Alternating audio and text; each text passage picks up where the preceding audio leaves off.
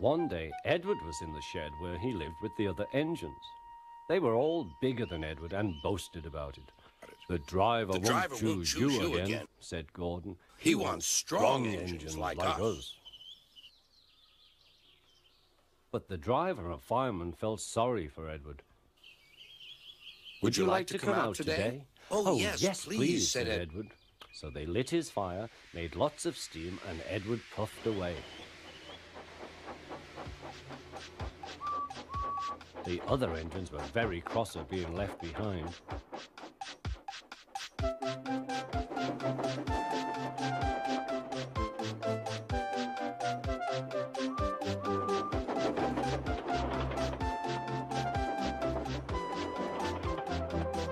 Edward worked hard all day. The coaches thought he was very kind, and the driver was very pleased.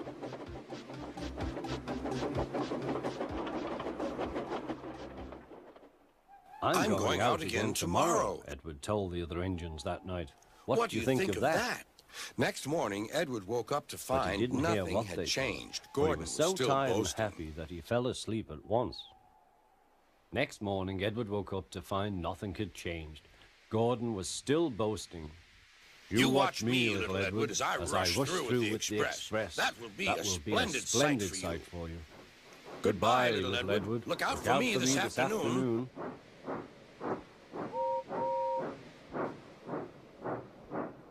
Edward went off to do some shunting. Edward liked shunting. It was fun playing with trucks. He would come up quietly and give them a push. Then he would stop and the silly trucks would go bump into each other. Oh, they cried. Whatever is happening?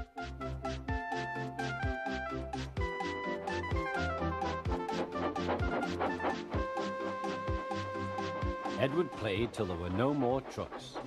Then he stopped to rest. Presently he heard a whistle.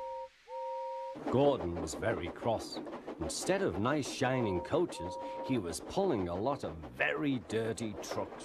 A goods train. A freight train. A freight train. A freight train. A goods train, he grumbled.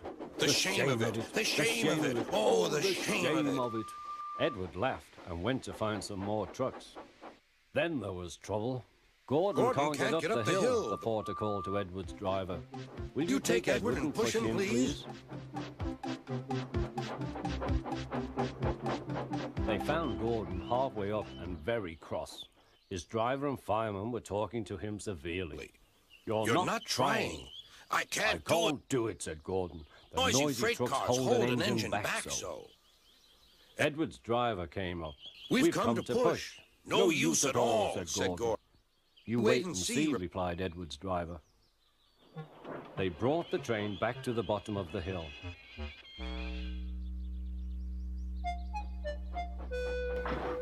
I'm ready, said Edward.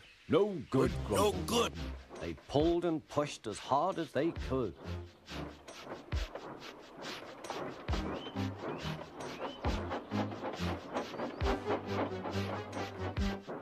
I can't do it. I can't do it. I can't do it. Do it, puffed Gordon.